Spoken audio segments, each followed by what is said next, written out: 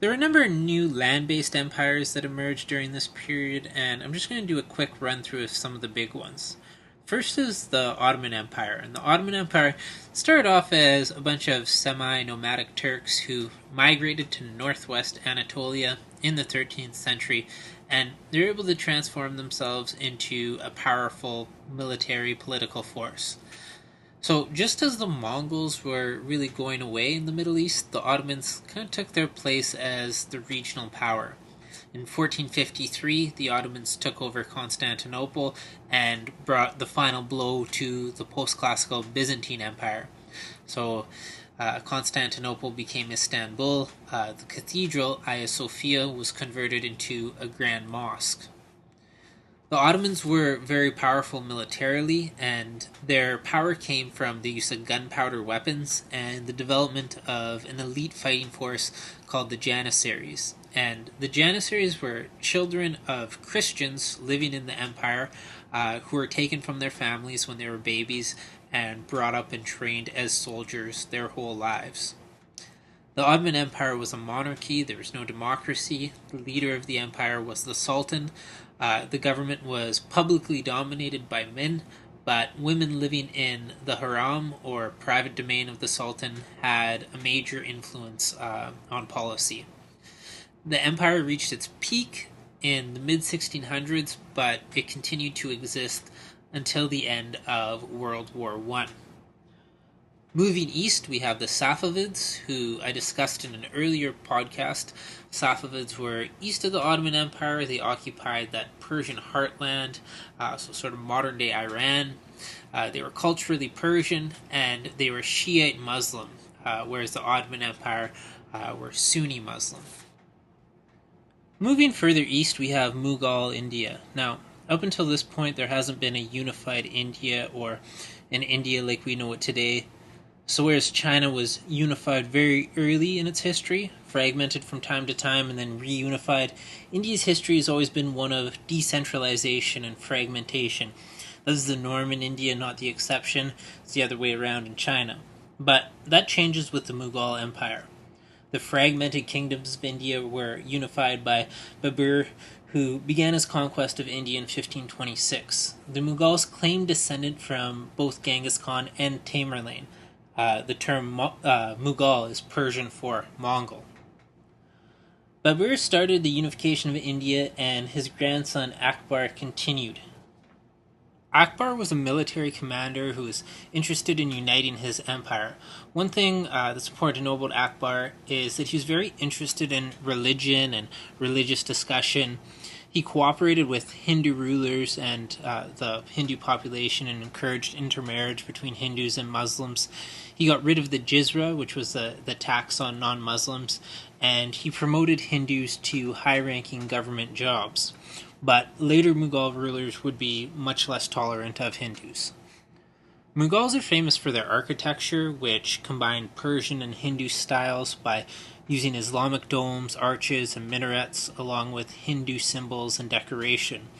And the Mughal period gave us India's most famous site, the Taj Mahal, and this was built by Emperor Shah Jahan as a funeral mausoleum for his wife.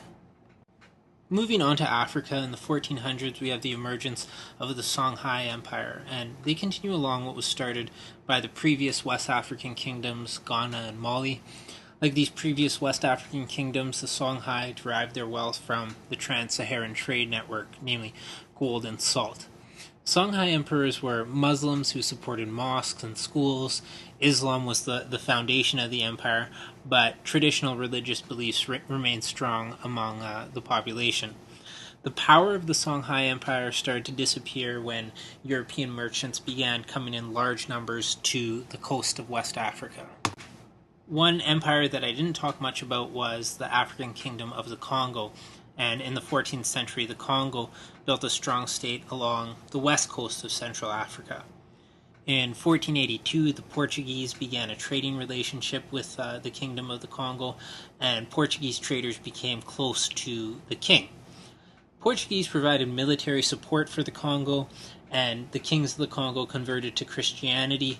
King Afonso became a devout Roman Catholic, and tried to convert the entire population to Christianity to strengthen the bond between the Congo and Portugal. So at first, the relationship between Portugal and the Congo was one of equals, but it eventually brought about the decline of the Congo.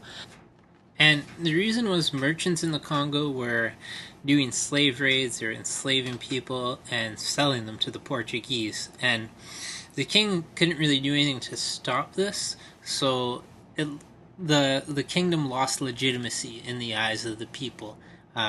It couldn't protect its own people from merchants in the Congo from doing slave raids and selling people into slavery. This would eventually lead to war with the Portuguese, and that's something that the kingdom never really recovered from. Okay, so moving on, we're going to jump quickly to China. By the 1640s, the Ming dynasty had declined and had been taken over by foreigners from Manchuria, who created the Qing dynasty. So sort of similar to when the Mongols conquered the Song and established the Yuan dynasty. The Qing would be the final Chinese dynasty, and they'll rule until the early 20th century.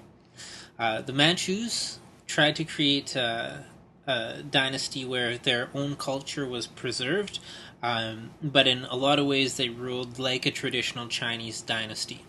But some of the steps they took to ensure that their culture would be preserved: they outlawed marriage between Manchus and Chinese. They forbade Chinese from traveling to Manchuria and learning the Manchurian language.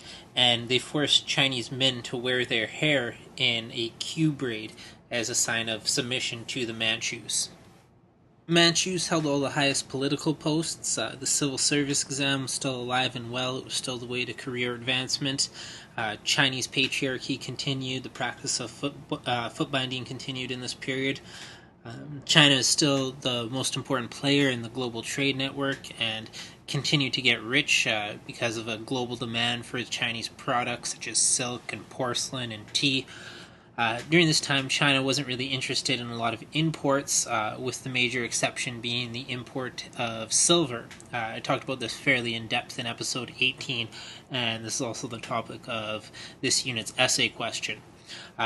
Just as a generalization, in the early modern period, Chinese government was more concerned with stability over innovation, and innovation in China slowed. This wasn't a really innovative period in Chinese history compared to some of the previous times like the Song or the Tang or the Han dynasties.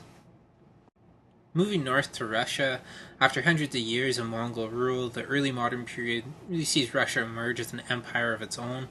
Ivan III, the Grand Prince of Moscow, stopped paying tribute to the Mongols in 1480 and started building an empire for himself.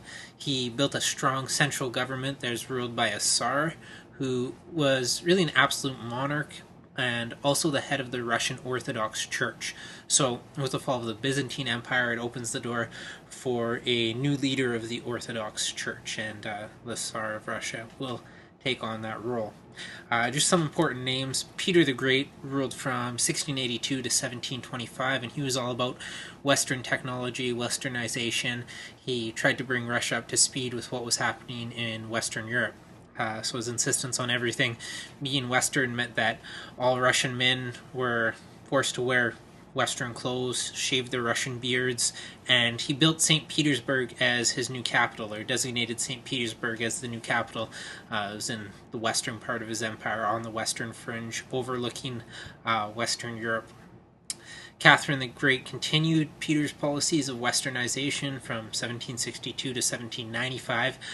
She wanted to make life better for people living in her empire, but she's also very concerned with holding on to her own power. But important to know, early modern period, really the birth of the Russian Empire. Moving on to Japan. After a period of warring states, Tokugawa Ieyasu established the Tokugawa shogunate in 1600.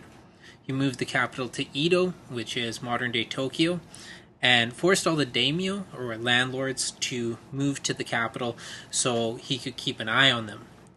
So during this period, relationships with the outside world were closely controlled by the shogunate. Japanese were not allowed to go abroad or build large ships. Europeans were kicked out of the country and not allowed to trade. The only exception were the Dutch. The reason they allowed the Dutch to trade is because the Dutch placed less of an emphasis on missionary work and the spreading of Christianity. But despite all these restrictions, the Japanese economy grew a great deal in this period. Agricultural production increased, the population grew.